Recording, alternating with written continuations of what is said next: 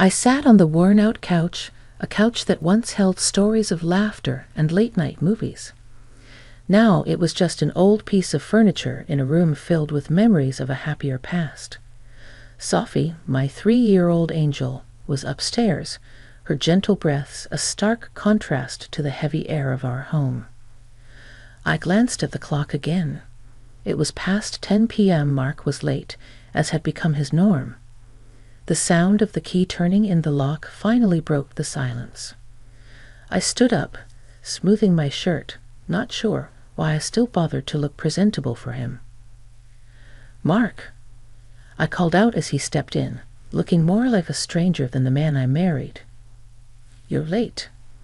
He didn't meet my eyes, just grunted a response. "Work. It's always work?" His voice, once filled with warmth and affection, now carried a cold, distant tone. I tried to sound casual. "Sophie asked about you today," I said. "She wanted to know when Daddy would be home." He shrugged off his coat, hanging it carelessly on the rack. "Kids ask a lot of things. Doesn't mean we always have answers," he said dismissively. I felt a twinge of pain in my heart. Maybe we could do something this weekend, just the 3 of us. "Sophie would love that," I suggested. Mark snorted, his tone laced with sarcasm. "A family outing with everything that's going on? Don't be naive, Lily." My hands trembled slightly. This wasn't the man I fell in love with. "It's important, Mark. She needs her father," I insisted.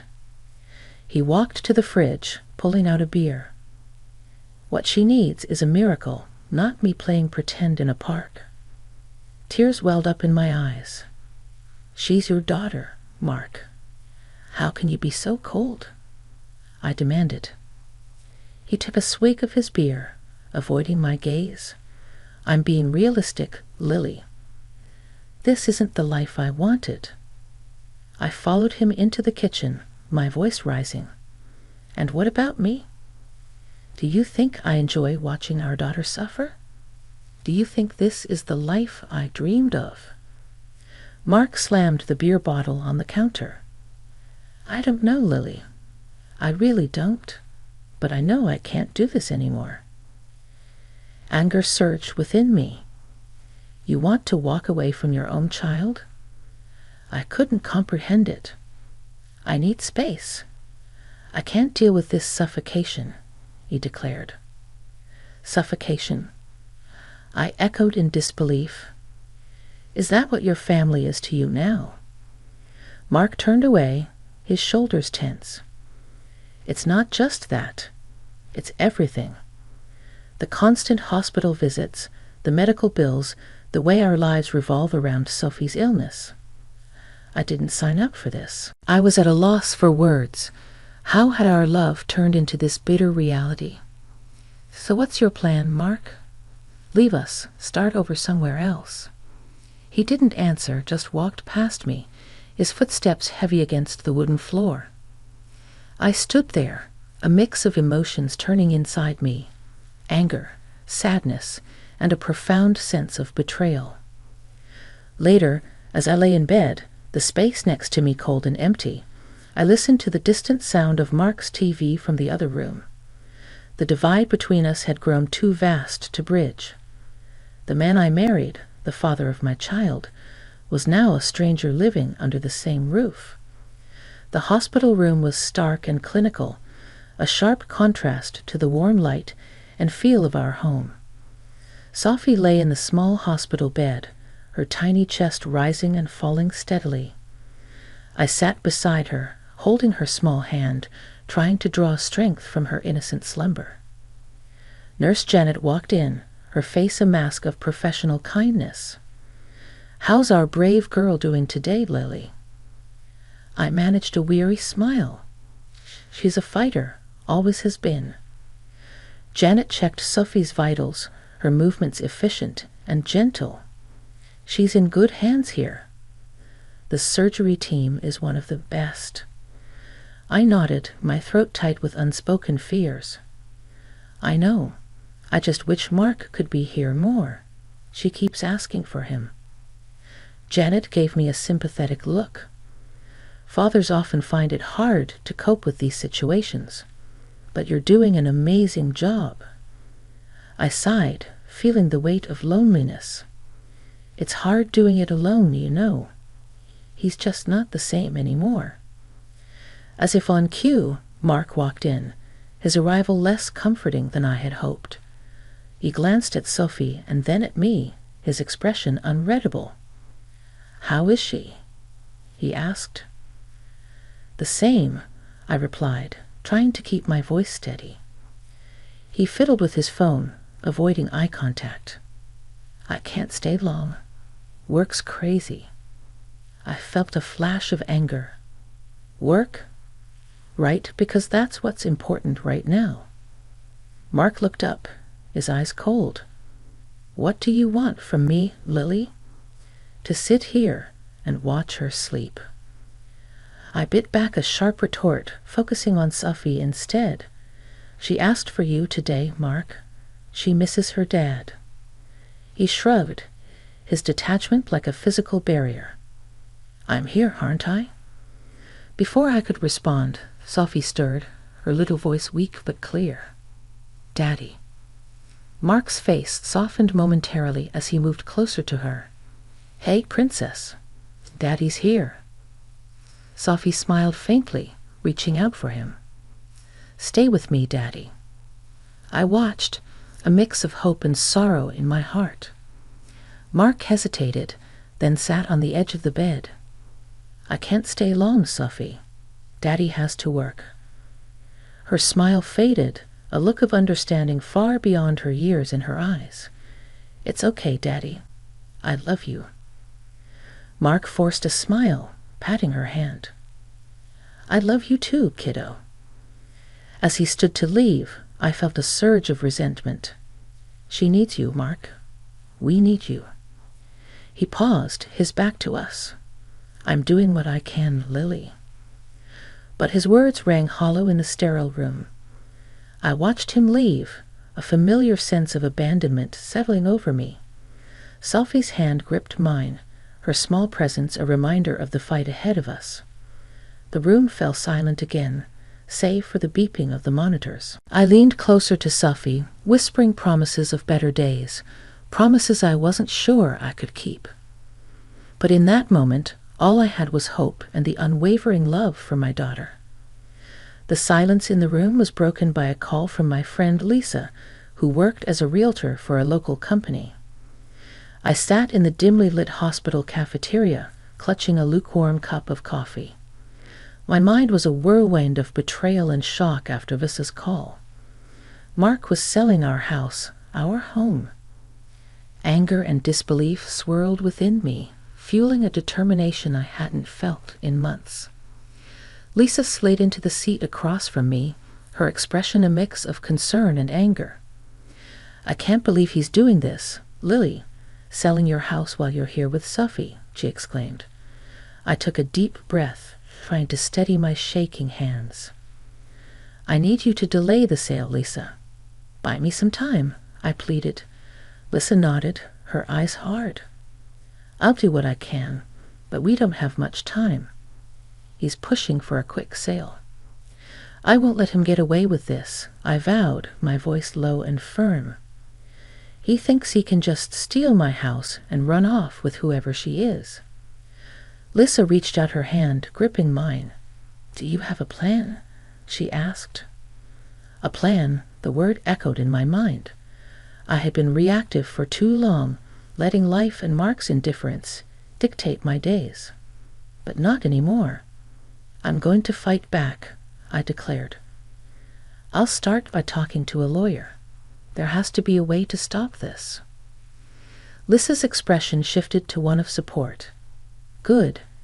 You fight this, Lily, and I'm here every step of the way," she assured me. I nodded, feeling a spark of resolve.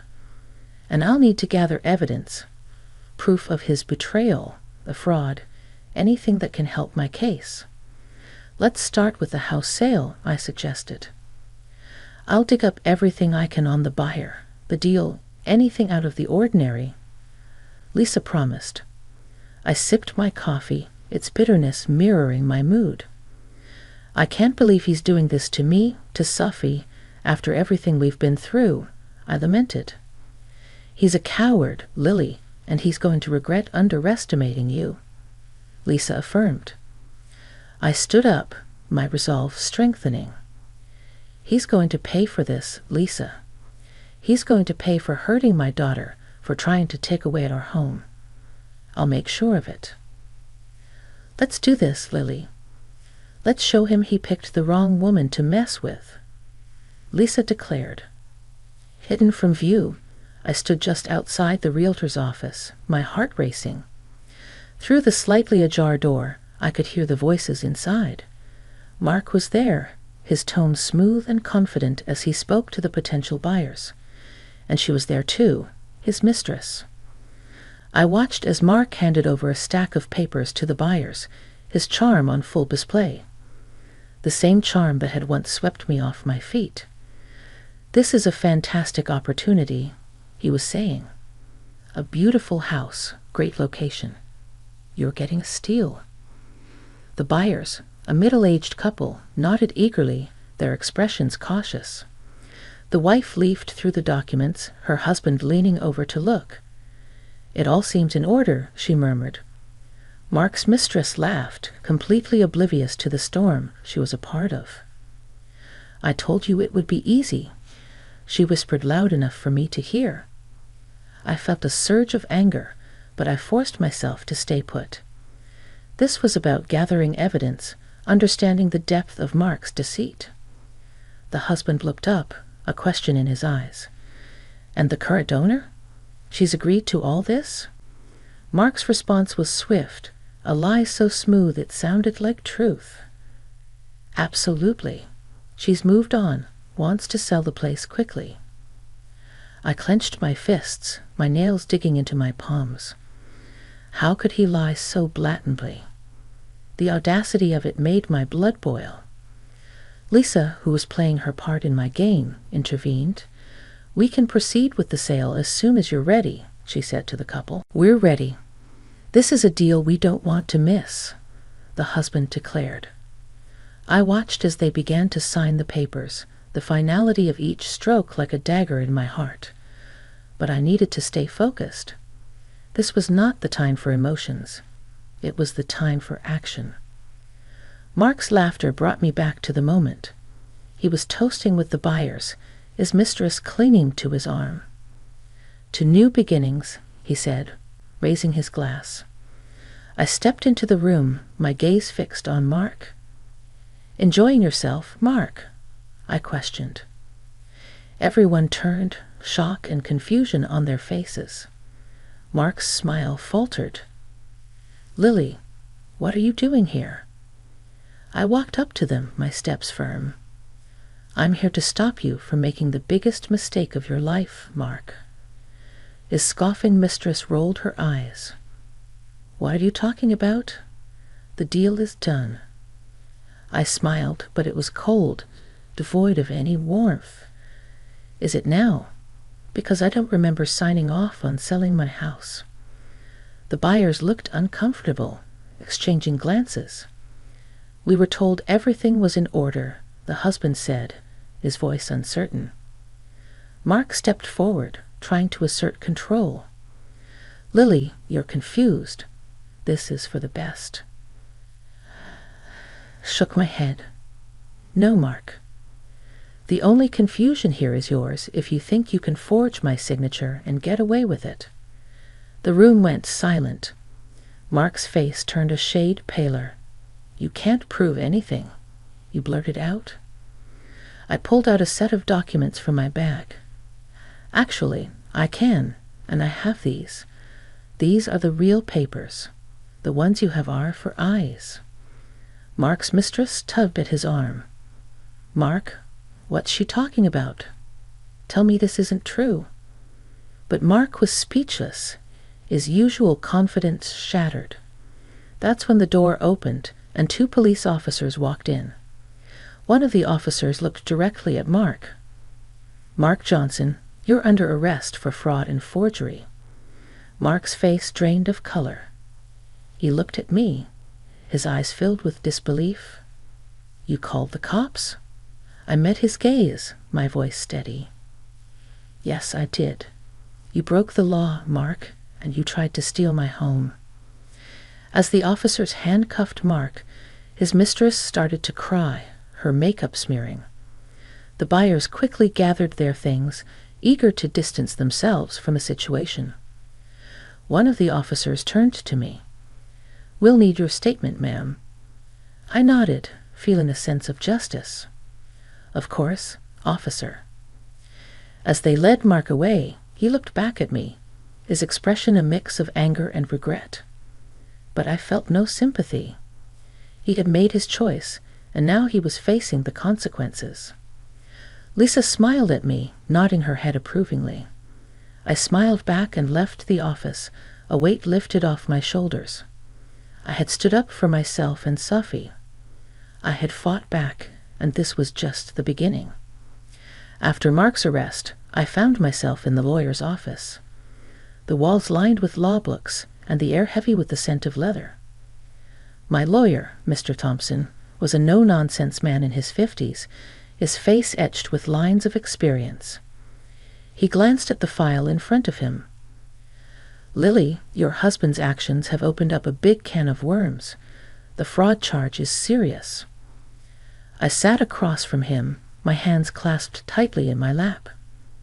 "I know, Mr. Thompson, but I couldn't let him get away with it.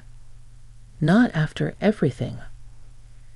Mr. Thompson nodded, understanding in his eyes. "I respect that. Now about the divorce and custody battle, you're in a strong position, but it won't be easy." I leaned forward. "I'm ready for it. I have to do this for Sophie. She deserves a stable home." The lawyer shuffled some papers. "What about alimony and child support? Given Mark's incarceration, it's going to be complicated." I sighed, a mix of determination and sadness in my voice. "I want what's fair for Sophie. She's my priority." As for Mark, he made his choices. Mr. Thompson looked at me, his expression serious. "You're a strong woman, Lily. We'll fight for what's right for you and your daughter." As I left the office, my phone rang. It was Mark. I hesitated but answered. "What do you want, Mark?" His voice came through, laced with desperation. "Lily, please, I messed up. I know that, but don't take Sophie away from me." I stopped in my tracks, anger rising. "You thought about Sophie when you tried to sell our house, when you spent your days with that woman." He was silent for a moment. I lost my way. "But I'm her father, Lily. I love her." I clenched my phone tighter. "Love isn't just words, Mark. It's actions. You failed us both." Mark's voice cracked. "I'll do anything to make it right, please, Lily." I shook my head, even though he couldn't see me. "It's too late for that. You'll see Sophie, but only under supervised visits. That's non-negotiable." There was a pause, then a soft, defeated sigh from Mark. "Okay, I understand." The days were a whirlwind. I spent most of my time with Sophie, ensuring she felt loved and secure amidst the chaos. Her laughter was a balm to my wounded heart. One afternoon, while Sophie napped, I received a call from my sister, Laura. "Hey, Lily, how are you holding up?" Laura's voice was always a mix of concern and strength. I sighed, staring out the window. "I'm mad at Laura. It's tough, but I'm getting through it." Laura was silent for a moment. "I heard about Mark. I'm so sorry, Lily, but I'm proud of you for standing up to him," she said. I smiled faintly. "Thanks, Laura. It's hard, but I have to be strong for Sophie. She needs me now more than ever." Laura's voice softened. "And what about you? Who's being strong for Lily?" Her question caught me off guard. Hard. I had been so focused on Sophie and the legal battle that I hadn't given much thought to myself. I don't know, Laura. I guess I haven't had time to think about that. Laura was firm. You need to take care of yourself too, Lily. You can't pour from an empty cup. I knew she was right. I'll try, Laura. It's just, everything feels overwhelming right now. You're not alone, Lily. Remember that. I'm here for you, always, she reassured me. The next day, I visited a therapist, Dr. Martin. His office was a small, cozy room with soft lighting and a comfortable couch. He greeted me with a warm smile. Lily, it's good to meet you. How can I help you today? I took a deep breath, unloading my worries and fears. I just feel so lost, Dr. Martin. Everything I knew, everything I trusted, it's all been turned upside down. Dr. Martin nodded, his voice gentle. It's understandable to feel that way after what you've been through. But it's important to remember that this is a chapter in your life, not the whole story. His words resonated with me. Over the next few weeks, I started to take small steps towards reclaiming my life. I joined a support group for single parents. The first meeting was daunting, but as I listened to others share their stories, I realized I wasn't alone. Welcome, Lily, said the group leader, Beth, a kind woman. We're here to support each other, to share our struggles and our victories. I shared my story, my voice steady but filled with emotion. The group listened, their faces a tapestry of empathy and understanding. After the meeting, a woman named Sarah approached me. Your story is inspiring, Lily. You're stronger than you realize, she said. Her words lifted my spirits. Maybe I was stronger than I thought. Maybe, just maybe, I could turn this painful chapter into a story of resilience and hope. Sitting in my living room, the early morning light filtering through the curtains, I reflected on the tumultuous journey that had led to this moment of tranquility. The divorce papers, now signed and finalized, lay on the coffee table, a testament to my newfound independence. The legal battle had been long and arduous. I had sued Mark for a substantial portion of his property, determined to secure a stable future for Sophie and myself. The court's decision had been in our favor. Mark, now serving a real sentence for his fraudulent activities, had lost much of what he had once held dear. His mistress, caught in the web of deceit, was slapped with a hefty fine payable to me as restitution. I remembered sitting in the courtroom, watching Mark and his mistress turn on each other, each trying to deflect blame. There was no love lost between them, only bitter accusations and desperate attempts to save themselves. Watching them, I felt a sense of satisfaction. They had gotten what they deserved. Their betrayal and greed had led them to this downfall. But amidst the chaos of legal proceedings and emotional upheavals, there was a silver lining. Sophie, my brave little girl, had made a swift recovery after her surgery. Her laughter and energy filled our home with a warmth that had been missing for far too long. As I sipped my morning coffee, I thought about our future. It was a future I had fought hard for, a future that seemed bright and promising. Sophie was my priority, my beacon of hope. Together, we had weathered a storm and emerged stronger. I glanced at the pictures on the mantel, images of Sophie and me at the park, at the zoo, smiling and carefree. They were more than just photographs. They were reminders of our resilience, our ability to find joy amidst adversity. Sophie bounded into the room, her hair a tousled mess, her eyes bright with excitement. "Mommy, are we going to the park today?" I smiled, my heart swelling with love. "Yes, sweetheart, we're going to have a great day." She clapped her hands, her laughter echoing through the room. "Yay, I love the park." As I watched her play, I realized that this was what mattered the most. The struggles, the pain, and the betrayal were behind us. What lay ahead was a path of healing and new adventures.